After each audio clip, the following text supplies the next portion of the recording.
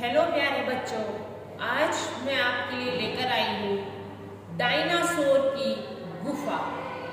ये एक कहानी है जो कि मैं आज आपको सुनाऊंगी और आपको लास्ट तक सुननी है और लर्न करनी है। ओके, तो आज की कहानी का क्या नाम है? डायनासोर की गुफा। तो शुरू करते हैं हम।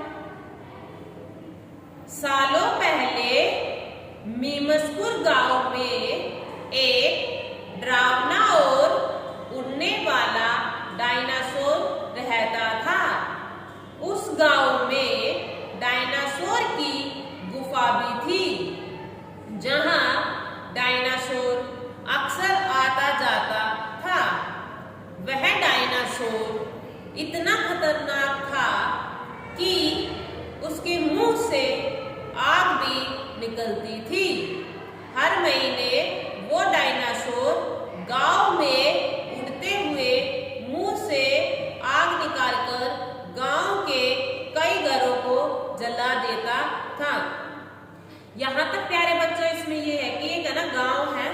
सालों पहले की बात बताइए कि गांव था, उसमें गांव का नाम है मीमसपुर और उसमें एक डरावना और उड़ने वाला डायनासोर रहता है। तो क्या हुआ, उसने डायनासोर था वो उसकी वहां उस गांव में गुफा भी थी। तो जब डायनासोर गांव की तरफ आता तो क्या करता, वो अपने मुंह से आग निकालता। एक तो उड़ता ही था, ऊपर से वो अपने मुंह से आग निकालता। आग निकालने के कारण गांव के काफी घर जल जाते थे। ऐसे ही हर महीने उस गांव के कई घर और खेत जलकर राख हो जाते थे। हर तरफ उस डायनासोर का डर था। अपने गांव के लोगों को इतना परेशान देखकर राजा ने उस डायनासोर को मारने का फैसला लिया। उन्होंने उसकी गुफा में 10 से 12 सैनिक भेजे।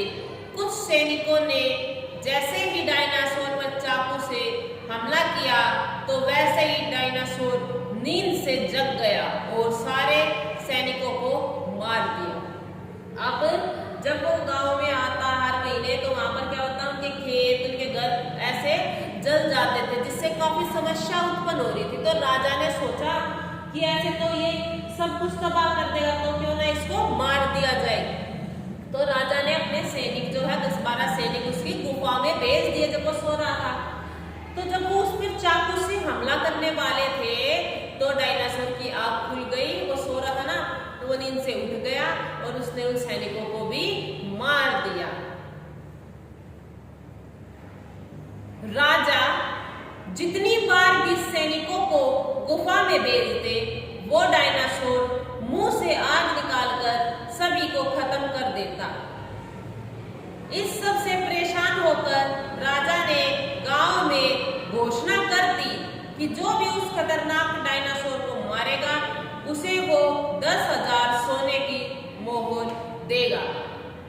जब राजा ने 10-12 सैनिक भेजे थे, उनको तो डायनासोर ने मार दिया। उसके बाद क्या हुआ, राजा ने जब जब सैनिक उसकी गुफा में भेजे तब डायनासोर ने अपने मुंह से आग निकालकर उन लोगों को भी मार दिया। और उसके बाद राजा ने क्या किया, गांव में ऐलान करवा दिया कि जो भी उस डायनासोर को मारेगा उसको 10,000 सोने की मोहरें दे दी जाएंगी।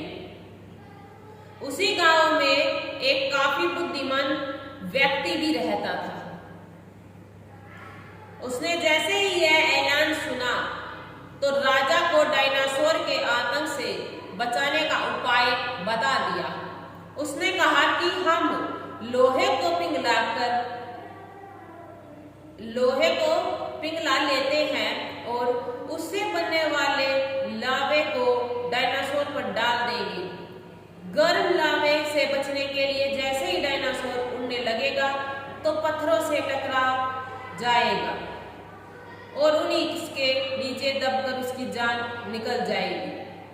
अब राजा ने जैसे ही ऐलान करा दिया, उसके बाद उसी गांव में एक बुद्धिमान व्यक्ति रहता था। उसने क्या किया, जैसे ही ये ऐलान सुना तो उसने डायनासोर के आतंक से बचने के लिए उपाय बताया कि लोहे को पिघला लेते हैं, उससे जो लार्वा बनेगा उसको डायनासोर पर डाल देते हैं। जब डायनासोर उस लार्वे से बचने के लिए उड़ेगा तो उस पर वो पत्थरे गिर जाएंगे, पत्थरों से टकरा जाएगा और उसी के नीचे दबकर मर जाएगा।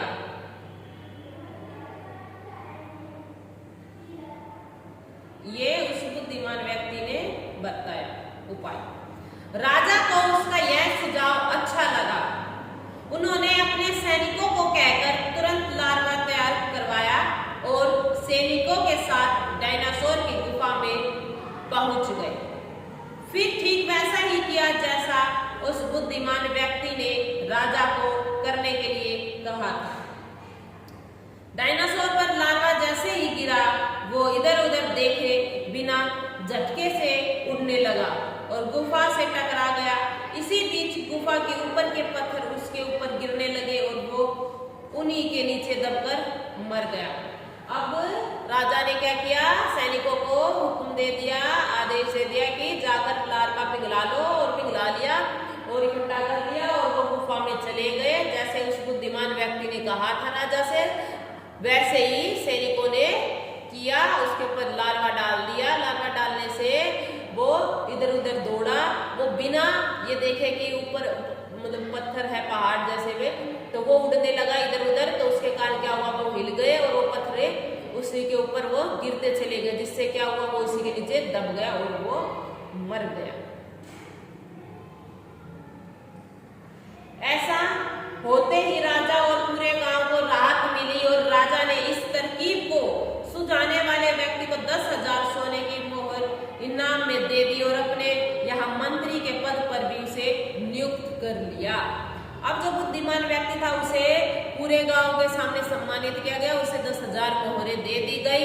उसके बाद उसी बुद्धिमान व्यक्ति को राजा का मंत्री भी बना दिया गया। तो इस कहानी से हमें प्यारे बच्चों ये शिक्षा मिलती है, बुद्धि से मुश्किल कार्य को भी पूरा किया जा सकता है। अगर आपके पास अच्छी बुद्धि है, आप अच्छे से सोचोगे, उस पर विचार करोगे, तो आप अच्छे जितने भी परेशानी आया, मुश्किल है, उन सब से पार निकल जाओगे।